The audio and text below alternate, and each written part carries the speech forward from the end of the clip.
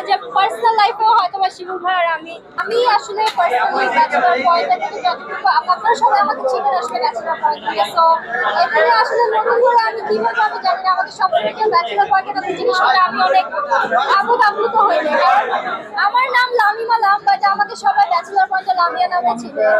আচ্ছা, সেই জায়গায় ব্যাচেলর পয়েন্টের জার্নিটা কেমন ছিল বা এটা নিয়ে যতটুকু কথা কি আমি ব্যাচেলর পয়েন্টে সিজন 3 থেকে যুক্ত হয়েছি।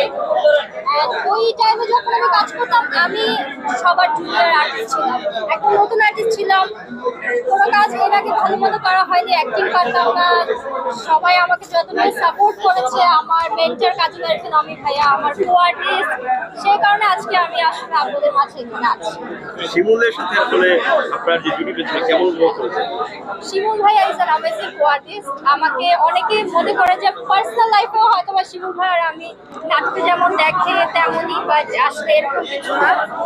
আমার খুব ভালো একটা co artist and a good friend. সবার মজার কোনো স্মৃতি?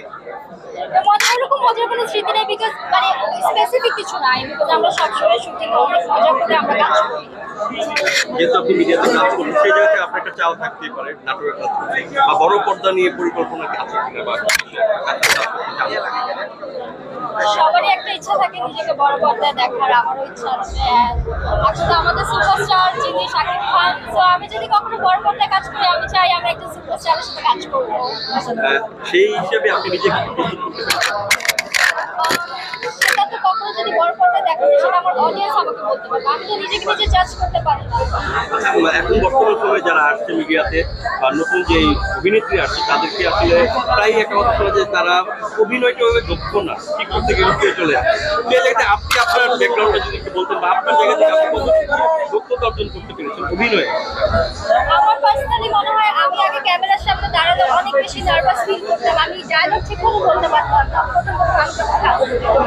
তো সেই তুলনায় এখন আমি আগের থেকে অনেকটা আমার ইমপ্রুভমেন্ট হয়েছে। আমি চাবো যে যদি স্ক্রিনে মনে হয় যে আমার আরো ইমপ্রুভমেন্ট দরকার, তাহলে আপনারা সবাই আমাকে বলবেন।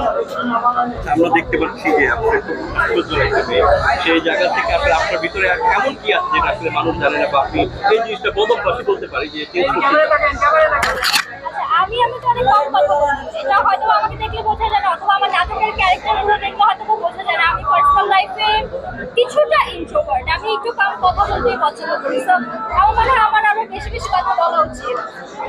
দর্শকদের জন্য কিছু দর্শকদের জন্য আমি কি বলবো, আমাকে এত ভালোবাসে সবাই, আমি মাঝে মাঝে কমেন্ট সেকশন করি, আমার সবাই আমাকে এত ভালোবাসে, আমার এটা খুবই ভালো লাগে। সো আপনারা আমাকে কন্টিনিউ করবেন এরকম ভালোবাসা, আর আমি চেষ্টা করবো আপনাদেরকে ভালো ভালো কাজ উপহার দিতে। নাম যে ব্যাচেলর পয়েন্ট সিজন 5 আসছে আপনি বলতে চাচ্ছেন? আমরা মুখে আছি আসলে ব্যাচেলর পয়েন্ট সিজন 5 এর শুটিং করার জন্য, সো কিছুটা হয়তো বলতে পারি